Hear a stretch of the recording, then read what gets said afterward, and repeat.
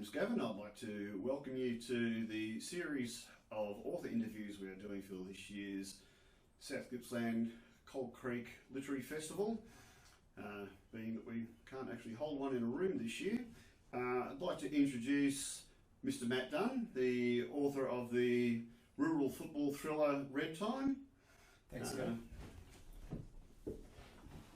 Matt, how much pre-planning goes into a story before you begin to write it?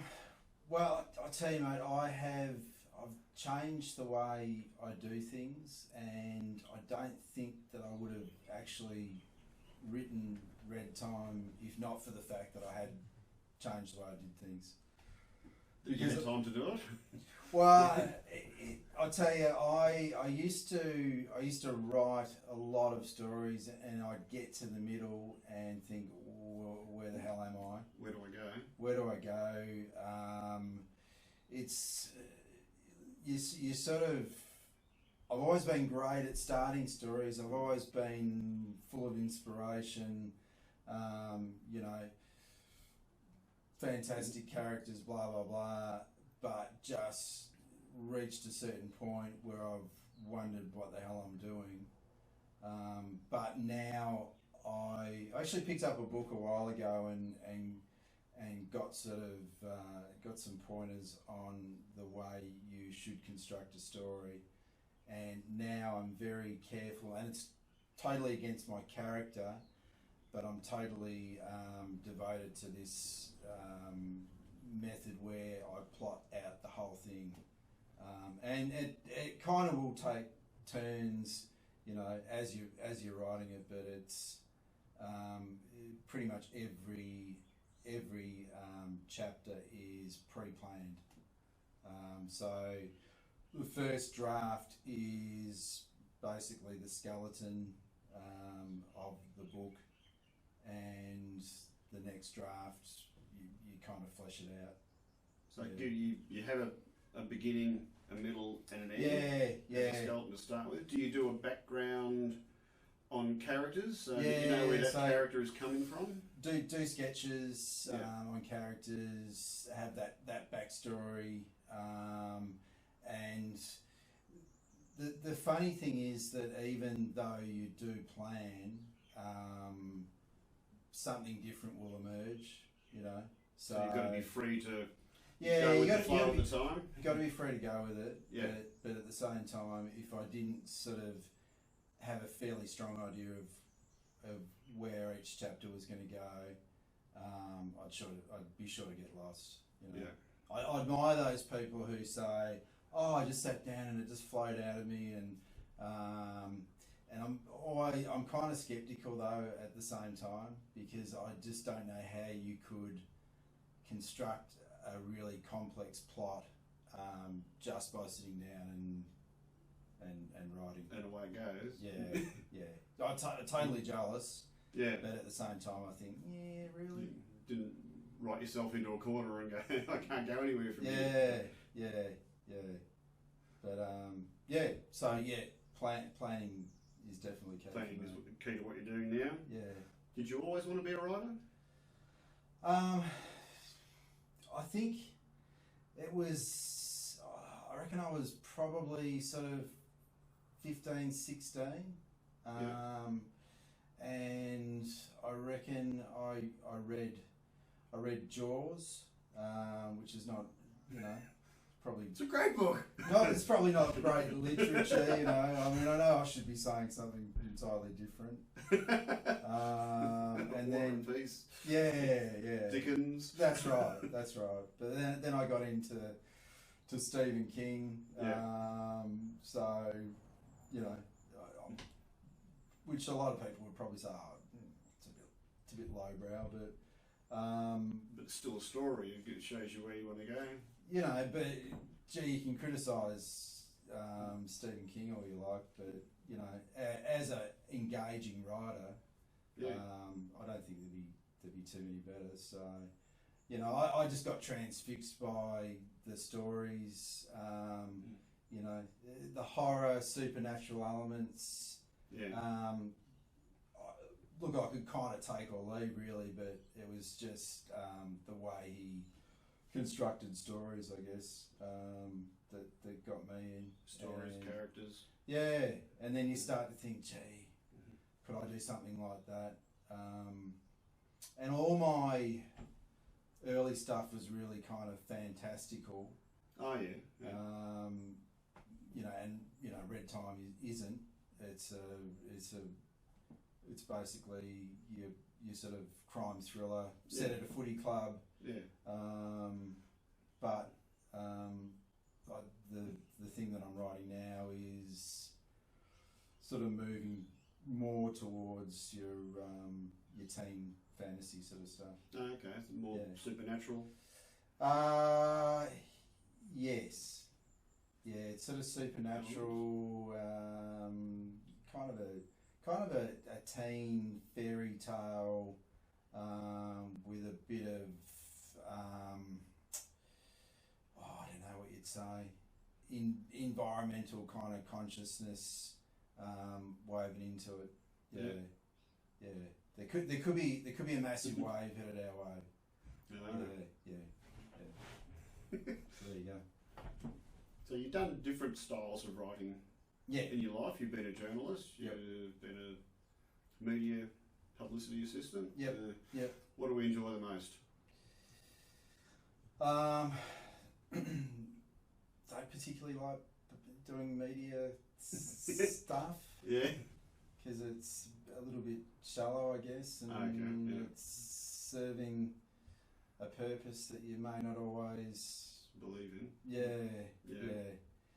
And I think if you're going to get into politics, you've got to be behind it, a true believer. Yeah. Otherwise, it just kind of makes you feel a bit yuck. Yeah, you got to be able to live with yourself, don't you? Yeah, a bit. You know, like you may have prostituted yourself ever so slightly. Yeah. Do you think publishing a book in a particular genre limits your writing to that genre, or?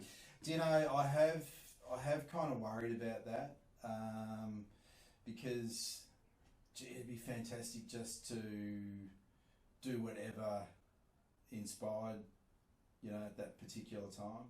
You don't get many writers that mix genres, do you? They're all thriller writers, or they're crime writers, or... No, and I think that is because if you write something... you write what you know? Or? Yeah, and I think you set up an expectation that that's what you're about, and I guess from a commercial point of view, if you've had a success in a certain genre, I imagine that it would be difficult to switch. If you've got an audience, you want to keep the audience. Exactly. Yeah. Exactly. So my success and my audience is fairly niche at this point. Yeah.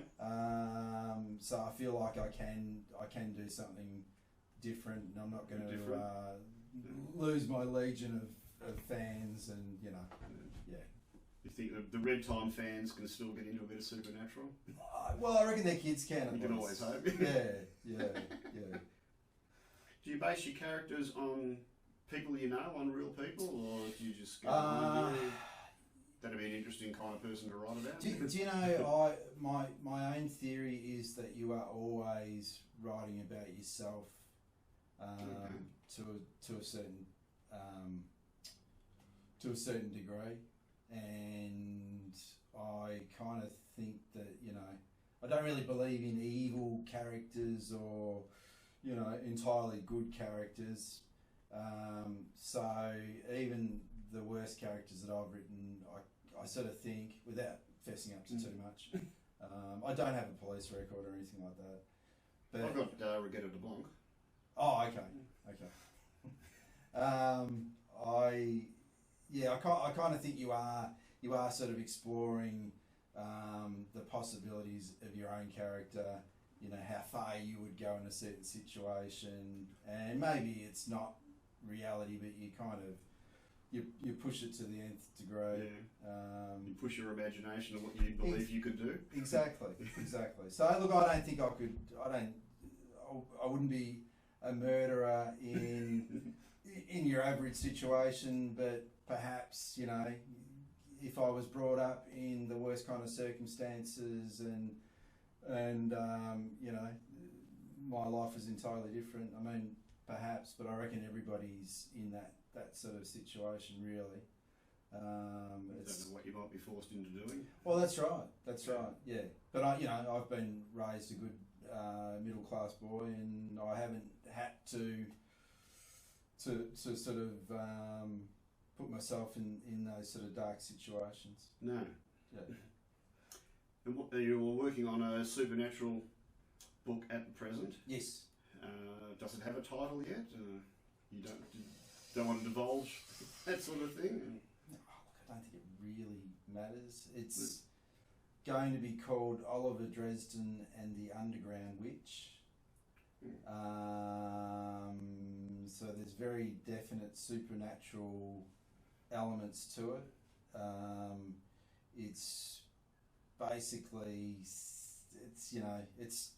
I suppose it's, I hope it's not cliche, but it's that dystopian kind of, oh Jesus, what have we done type scenario, and how do these characters try and rescue the situation. So there's an underground witch, which is the fantasy sort of element to it, and then there's the environmental risk of this massive tidal wave that's sweeping everyone towards the middle of the continent.